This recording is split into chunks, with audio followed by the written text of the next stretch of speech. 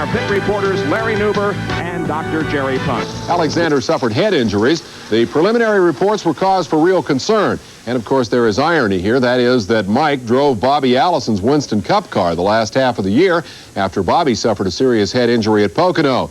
As Alexander lay unconscious in intensive care, the understandable reaction was, here we go again. But within 48 hours, Mike was awake, off the critical list, out of intensive care. He has a broken shoulder in addition to a slight concussion. He'll spend his off-season healing up, but he's going to be okay. The race itself, a good one, from the launch of the balloons to the fall of the checkered flag. Well after dark, local hero here, Rick Crawford, puts his black 14 out front, dominated early.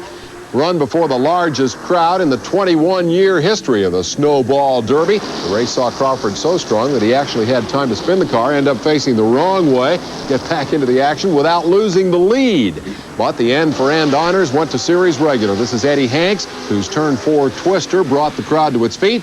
Eddie responded to all the attention by getting involved in this three-way thriller on the other side of the track, but kept on trucking both times.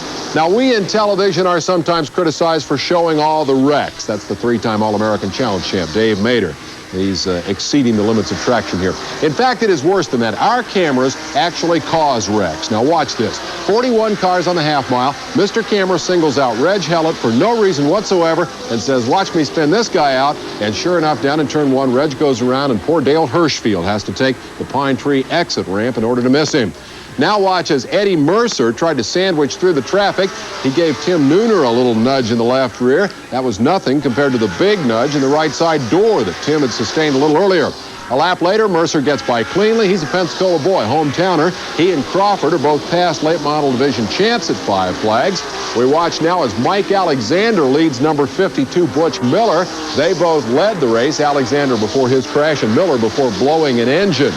And if you've ever been to the Snowball, you recognize this. The ageless Red Farmer has raced all 21 Snowball Derbies. He's had the pole, led the race, finished everywhere from second on back, but he's never won it. Kept his record intact on Sunday. He ran 7th. Unfortunately, it was getting dark by the time the eventual winner emerged from that fray. Thus, no victory pictures, but congratulations nonetheless to Ted Musgrave, who ran a low-compression V6, played a waiting game, and won that race when Jody Ridley pitted for tires late in the event.